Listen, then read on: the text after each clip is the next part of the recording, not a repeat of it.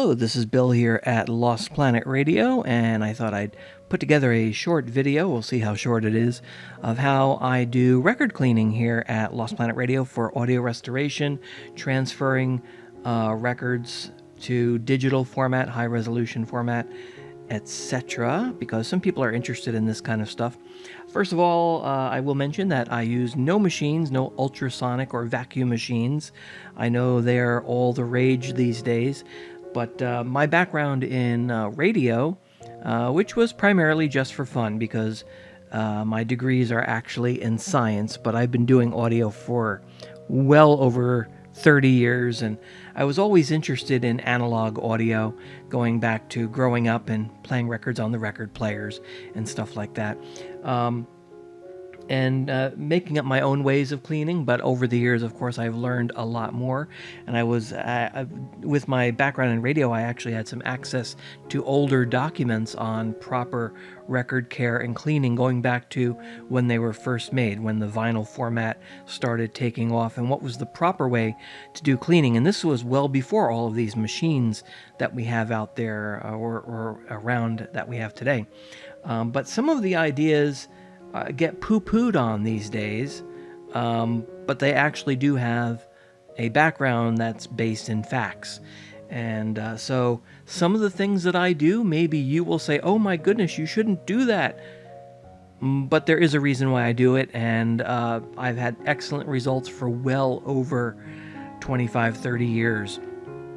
The only thing I've done is I've been able to improve some of my methods in modern day times. Now here, as you see on the screen, and no, that's not just a picture, those are the real turntables here at Lost Planet Radio. We've got on my left, it's also your left because I do have the camera turned that way, we have the Audio Technica turntable, nice one here, and on the right we do have the classic Technics SL 1200 Mark, which one is this? Mark II, M2. And it is black, so it's not a SL 1210. It's actually a 1200. It's a black SL 1200. All original condition, works perfectly fine. I do occasional general maintenance on it, but that turntable has been going well since the 1990s. So beautiful Technics turntable there. But the newer Audio Technica is, in my opinion, either equal, and it actually has a few other things that make it a little bit better. So those are the two turntables here at Lost Planet Radio. So if you're ever watching live shows when I'm doing DJ type shows, you can tell that these are not the same turntable. One's Audio Technica, newer one. It's about 2 years old, 2.5 years old, and this one goes back to the 90s, I think 95. Both of these turntables have been modified just a little bit, and I'm not going to move cameras around to show you things, but on the feet, I actually do have sorbothane feet. I've had them for years, and they're basically discs that are about a 1/4 inch thick, maybe a little bit more than 1/8 of an inch, closer to a 1/4 inch thick, of actual sorbothane, the dampening type of rubber type of material that converts the vibrations into tiny amounts of heat and lets the energy escape that way.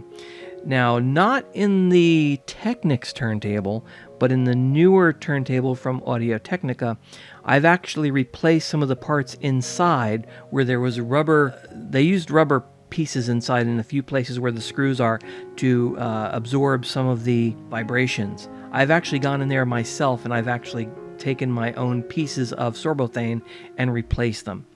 Also, these two turntable mats also go back to the 90s. They're kind of old, but I've been using them for years, and they're actually sitting on top of the original mats, of the Technics turntable. That's the original mat, and I have a clone of the Technics turntable mat on the Audio Technica, and that's just plain old rubber. But these mats here have sorbothane on their base. It's a very thin layer, but that was the reason I got these two particular mats years and years ago, back in the 90s, and they've served me very well. They actually do have a very thin layer of sorbothane. I think the newer versions of this particular mat, they're using just rubber, or like it might be silicone. There is sort of a very, very fine felt-like material on top that protects the records. So anyway, that's what these mats are made out of. And of course, with two mats being sandwiched on here, that also dampens the vibrations a little bit more, the sorbothane, and having the thicker material. And of course, I also do use a record clamp when I do have a record on there for critical listening. But both of these turntables have the capability of raising the back end of the tone arm so that you can get the angle correct on the turntable. So both of them are raised up pretty high to match having these two mats. Now as for cleaning, my main tools are microfiber cloths, and I actually do color coding. So I have this orange one, this blue one, and this green one that I use, and they're kept clean. I use the blue one primarily for water, and the green one for if I do need to use any type of soap, cleaning agent, record cleaning solution on some records that actually do need to be scrubbed a little bit. I don't think I'm going to need that today, but we'll see. And then this orange one I use simply for alcohol. And that's going to raise some flags, because I know there's a lot of people out there that say, do not use alcohol on records. It'll eat them up. It slowly destroys them. And actually, no, it doesn't.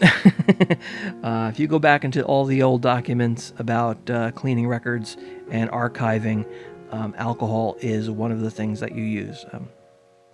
Isopropyl alcohol, usually around 70%, is perfectly fine on a record. You don't leave it on there, you clean it off. But yeah, you can use alcohol. And lots of distilled water. So, in any case, I have a record that's actually going to appear on the channel, and it's an old record. It's I guess you could call it an EP, because it's not really an album, of a bunch of songs by In Excess. So I just happened to pull that. So let's take a look at this record. It's in pretty good shape, but I'm going to clean it. And so it's very, very simple, and I actually use the turntable to do this kind of stuff. And I'm going to be recording this particular side, which is side 2. I'm going to play the one thing. So I played this earlier before I started the video, and there's a little bit of noise and surface noise on the record. And the first thing I do is literally, and by the way, before I usually do a regular cleaning, is I will take these records like this one and take it to the sink. Yes, I will take it to the sink in the kitchen, and I will simply run some warm water from the tap all over the record, just to rinse off anything that's just floating around on the top, any type of debris that or materials that are in the grooves that can easily just be rinsed off. So it's basically a rinse. It's not the final rinse. It's actually what I call the first rinse. So this record has actually been rinsed in regular tap water. And I know some people say, oh no, that's horrible, but I'm actually going to do the cleaning now. Now I'm going to take distilled water, which I actually use a bottle from hydrogen peroxide. But I make my own distilled water, so it's distilled 3 or 4 times to get everything out of it. I do have a distiller, so I know distilled water is fairly cheap if you go to the store. But I've noticed whenever you open up a bottle of distilled water or you even drink it, it has a little bit of a smell to it and even a taste to it. And I've done some tests on the purity of the water coming out of a distilled water bottle, and I get some numbers. So I don't know if it's coming from the plastic, or it's been sitting around for a long time, or the distillation process, wherever it's being done, they're not cleaning, or I don't know what. But I just went and got my own water distiller. It takes a while. I do it by the gallon, and I just make my own. So I do that a couple of times a year, as much as I need it, and then I have some jugs that I keep it in, and they're all labeled DW for distilled water. If you look carefully on here, I think you might be able to see my writing. It says DW. I marked it in dark marker there, so it says DW on it. Anyway, here's what I do. Simply give the record a little spin and sprinkle some water. Now, first thing you will notice is when you put water on a vinyl record, it should just bead up. It shouldn't run all over the place because the vinyl is kind of water repellent. So there it is. It's just sitting there. It is leaking into the grooves a little bit, and I've got my blue microfiber cloth that I use for water. And I just very carefully spin this around, slowly, not super fast. And then I do turn the turntable on to 78 speed so that it will spin. Now, some of you are saying, "You're doing it wrong, don't ever do this." Remember, this works for me, so if it doesn't work for you, that's fine. But here we go, we got this cleaning here. So that's one side. And then simply flip the record over. Do it again. Got my distilled water.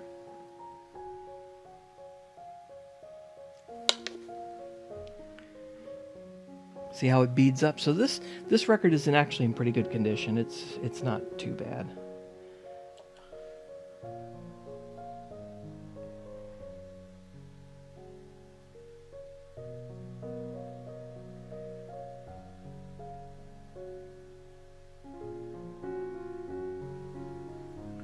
Okay, now I'm going to turn it back over. And by the way, it's not even really wet. Like, this mat here is still dry. So most of it has evaporated because I'm not using that much at all. But now I'm using my solution of 50-50 alcohol, which is 91% isopropyl alcohol mixed with roughly half of distilled water. So I do the same thing. And I know some of you are probably cringing, but again, this is safe. It's not going to harm anything. And I'm going to use my orange cloth. I could have used the green one because these are both nice and clean, but in any case, I do the same thing. Just spin it around by hand slowly so that we don't have no splash. Then I have it on 78 speed. Just let it spin some more. Okay. Flip it over. Do that again. I got a little bit on the label there, but it'll dry fairly quickly. All right. Let's do that.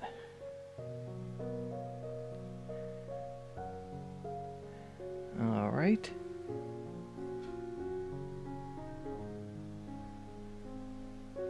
I did see a little mark on this side of the record. Now I don't see it, so the alcohol has lifted whatever was on here. I think it may have been a smudge or something from my hand from years ago, because this record hasn't really been cleaned. And now I'm going to flip it back over again. And this time we're going to go back to water, back to the distilled water.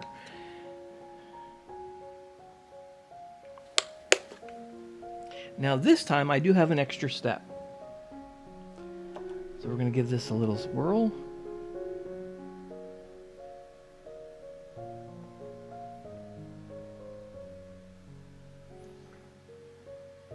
And this time I'm also going to clean it with this old disc washer brush, which is an older one. This is like probably almost 30 years old. It's got the very, very thick One Direction piling on it. And so you do put it on, you do use it one way. And I'm going to give the record a quick dry with that.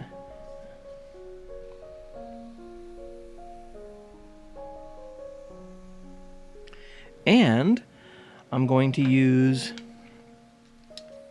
a carbon fiber brush. You've all seen these things. Carbon fibers on there.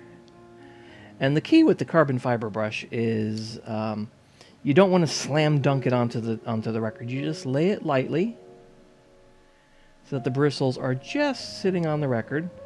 And yeah, I do have it spinning at 78 still, because that's the only way that I make things go a little bit faster. And then I sort of turn it a little bit sideways, and I go toward the middle, making sure it touches the spindle. This helps do some cleaning, and it also helps with static. I'm going to turn the record over, and again, we go back to water, simple water. Where's my blue cloth here?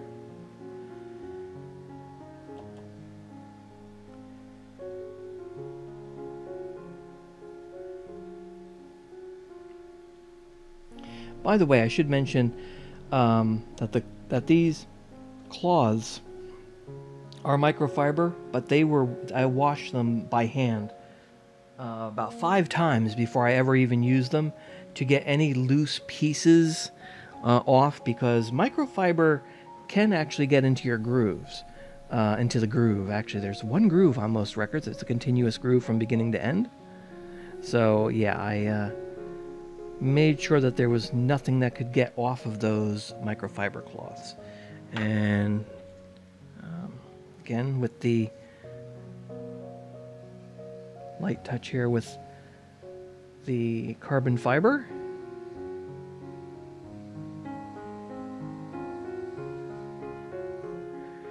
And that should do it. Now I just take a quick look. Now I see some water marks on here from going around and around. But this side is all dry already, so the drying process is very, very quick. Again, I did a preliminary washing in the sink, yes, without any soap or anything.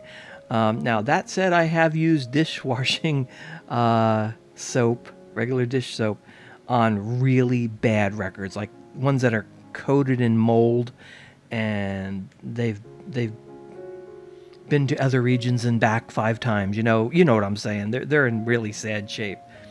And I get them to the point where I can get them to this, where I simply have to do this final cleaning. And again, no vacuums, nothing like that. What I will do sometimes is I will take the really good disc washer brush here, and just give it one more pass. And how do I clean the brush? I actually do have the little comb-like thing here, a little brush, which I don't like to do this on the record, so I'm going to just do it over here on the side.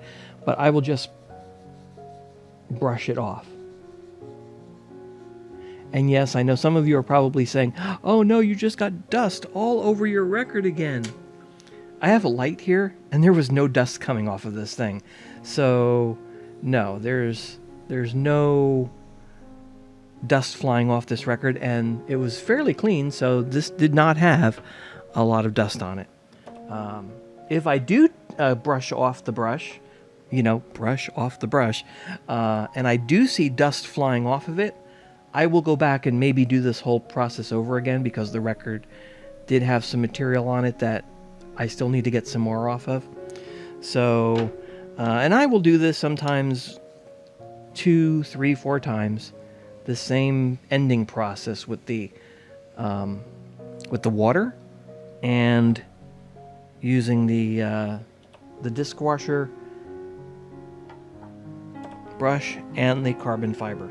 Now, if you're watching my radio shows when I do DJ type work, you will see me sometimes pull out that disc washer block here that I clean off the records with, but usually you'll just see me brush them off with the microfiber, because that's usually just enough.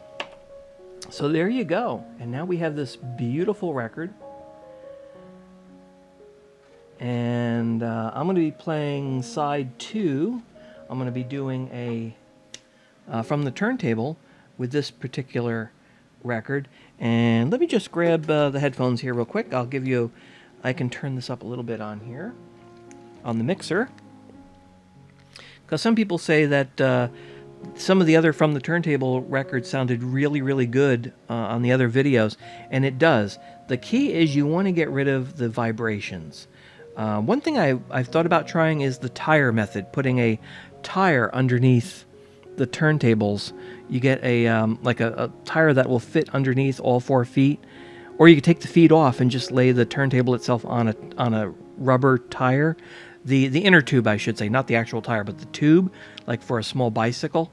And you blow it up to like not quite full, but not too flabby. And so basically the whole turntable is sitting on a cushion of air, which decouples it from sitting on the table. So that may actually be better than the Sorbothane feet that I have underneath the main feet. But anyway, some people notice that when I play records, the background is very, very quiet. It's primarily because of all of that vibration dampening, because when you take your needle and drop it on the record, there's actually resonances and tiny vibrations going through the record itself. So I eliminate that with the the microline stylus. I do use well, I actually have the DJ turntable, the DJ cartridges on there right now, which are Stanton's. These are really nice cartridges, and I'm so sad that Stanton no longer makes these. But these are really nice cartridges. They're conical styly. They're designed for DJ work, but they sound beautiful. And there's also an elliptical stylus that I have that goes on both of these cartridges. And in modern times, I've sort of fallen in love now with the Audio-Technica line, the VM95s, and I do have a AT440 MLA cartridge. I actually have 2 of them. I got them when they were still relatively inexpensive, and now they're not even made anymore. So I never got the MLB, but I use the MLA quite a bit for half-speed recording, which maybe I'll do another video on, and more critical type stuff. But the VM95 with the microline stylus does a really nice job on vinyl. You never use that, though, on styrene type records or 45s, because it'll just eat that stuff up. But in any case, with all of the anti-vibration stuff that I have going on here, the sound that comes out of these cartridges is really nice. And in some cases, some of these records, even though they're old, they sound beautiful. So let me just drop this needle on here, and even though I've got the DJ cartridge, when I do the actual video with this particular record, I'm going to use the microline, which will sound even better, because these old records sound nice. Now I'm going to give it a quick listen, so I'm going to put the headphones on, and if I do hear some noise, I may give this another once over that I'm not going to put on video. But let's see here. All right, so I can hear things in the headphones, and I'm just going to drop this needle and see how it sounds.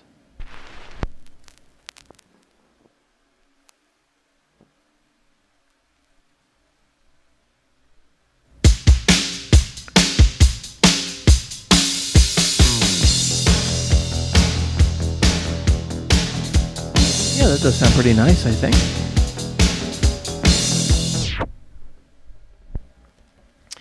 Okay, so I think that sounds pretty good. I think it will sound even better with the microlinear stylus and the AT. I'll probably use the AT MLA 440, the AT 440 MLA on this particular record. I think it'll sound pretty nice. So there you go. How we do cleaning and recording here at Lost Planet Radio. Oh, now this was going directly into my DJ mixer here. I should mention, yeah, you know what? Since I'm going to label this as audio restoration, I'll mention recording too. So what I normally do is, for high resolution stuff, is I record into a Tascam DR07X digital recorder at high resolution. So the instead of the turntable going directly into the DJ type mixer, it's actually going into a nice preamp, and then it goes directly out to the Tascam recorder, which is this one right here I'm holding in my hand. So if you go back to other videos that talk about the digital step here. I've always been a Tascam fan because back in radio we used Tascam reel-to-reel and other type equipment in the studio, cassette and even CD players. And as some of you know, I do have a TEAC or TEAC, however you want to pronounce it, reel-to-reel deck here, which is a part of the same line as Tascam. Not as professional, but it's one that I got here so I can transfer reel-to-reel tapes, as you have probably heard on the channel. So again, those go into the digital recorder, and the best part of that is you're eliminating any type of noise that may be in another amplifier type system. So basically you're going directly from the turntable directly to digital, which I could also go directly from the phono output, the cartridge output, directly to digital, and then I have to add the RIAA equalization, or I can go into the phono preamplifier, which I can switch out, either have it with RIAA or not, which I usually do it with it not, so it sounds the music sounds very, very tinny. And then I digitally put the RIAA curve in there, which I've tweaked and adjusted. Because it's digital, you can go in the system and digitally tweak that to match the cartridge as best it can. So basically I've got an RIAA curve for the Stantons and an RIAA curve for the AT 440 MLA and the VM95. So they're tweaked just enough to give you the optimum sound. So I get the raw output from the cartridge, that sound, preamped, and then I add the digital RIAA equalization. And you can go online, you can read all about or find videos on the curve, that RIAA curve. But anyway, I use this beautiful digital Tascam. It's battery operated, it runs for hours, and I can do 96K 24-bit recording, nice and clean, direct to digital, and then I can take that digital file and tweak it in the computer. So it works really, really well. What's nice too is it's portable. It does have the microphones on it, so I can do outside recordings of nature sounds. I can go to somebody's house, like the gentleman who was allowed me to record some of his reel-to-reels, and he let me borrow them to do stuff here at Lost Planet Radio. But I was able to take this to his house for some of the reels that I couldn't play because mine only plays 7-inch. And he's got up to the 10.5-inch reels. So on his machine, I could just plug it directly into the microphone input with a little attenuator, which lowers the level so that it doesn't overload the digital recorder. And then I can do that. I can record it and then bring it home, and I have like the raw sound from the reel-to-reel digitally recorded at very high resolution. So there you go. And so watch for the video of, I'm going to record the one thing from this particular record, and you're going to see it from the turntable here on Lost Planet Radio. So hope you enjoy that when it comes out, and I thank you for watching this little video on record cleaning and restoration here at Lost Planet Radio.